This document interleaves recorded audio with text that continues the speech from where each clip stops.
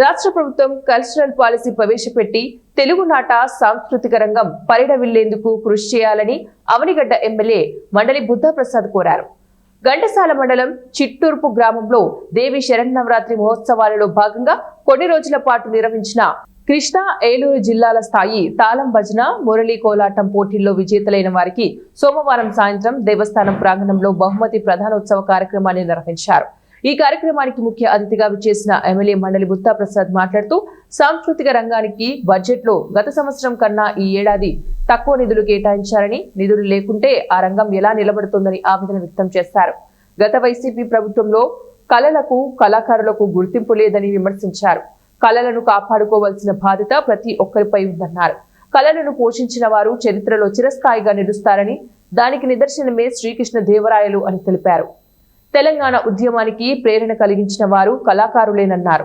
మరుగున పడుతున్న ప్రాచీన కళలైన తాళం భజన, మురడి కోలాటాలకు పునర్వైభవాన్ని కృషి చేస్తున్న నిర్వాహకులు గుత్తికొండ వరప్రసాద్ను ఈ సందర్భంగా అభినందించారు.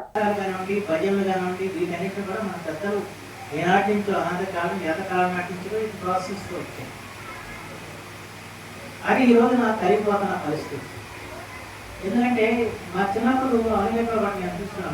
మీకంటే పెద్ద గ్రామం కొత్తగా ఊళ్ళోకి ఎవరైనా వచ్చాయంటే వాళ్ళ గురించి చర్చించుకోవడం ఎవరు వాళ్ళ ఇంటికి నోట్ వచ్చాయండి. వాళ్ళ పట్టే ఎవరు ప్రతిష్ఠన కలుస్తలేదు.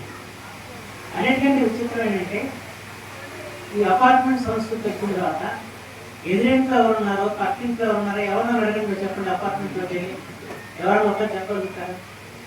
అట్లాగే మన ఊళ్ళో పడే వాళ్ళు ఎవరన్నా కొత్తగా అద్దెకి వస్తే అద్దెకి వచ్చిన వాడు ఎవరో ఇంటికి తెలిసిన పరిస్థితులు ఏమైనా ఉన్నాయా? ఏం లేకుండా పోయిన పరిస్థితి, అంటే అనుబంధాలు తగ్గిపోతున్న పరిస్థితి, ఆత్మీయత ప్రవర్తన పరిస్థితి, ఇవన్నీ ఊహించి ఆనాడు మన సంస్కృతికి ఒక భాగంగా సామూహికంగా నలుగురిని కలపడానికి ఏదో కళ కావాలి. ఆ రకంగా సృష్టింపబడమే ఈ పోరాటాలు కానీ చాలా ప్రజలు అనిపిస్తున్నారు. ఇదంటే కూడా కొంత భక్తి భావంతో ప్రారంభమైంది. లేదా డబ్బు సంపాదించుకోవడం కాదు, భక్తి భావంతో భగవంతుని ఆరాధించడం కోసం మొదట వీళ్ళు స్టార్ట్ అయింది. ఆ తర్వాత మన స్వాతంత్రోద్యమ కాలంలో స్వాతంత్రోద్యమ బీజాలను ప్రజలను నాటడానికి, జాతీయ భావాలను నాటడానికి ఈ పోరాటాలు కూడా ఉపయోగపడాలి. మా గుర్తులో అలాగే ప్రజలు కూడా ఉపయోగపడతారు. చాలామంది గాంధీ గారి గురించి, స్వాతంత్రోద్యమం గురించి చాలా ప్రజలు పోరాటాలు ఉన్నాయి. ఆ తర్వాత కమ్యూనిస్ట్ పార్టీ కూడా దీన్ని మరింత ముందుకు తీసుకుంది. వాళ్ళ భావజాలాన్ని పోరాటాల ద్వారా ప్రజల ద్వారా వ్యాప్తి చేయడం వారు ప్రయత్నం చేస్తుంది.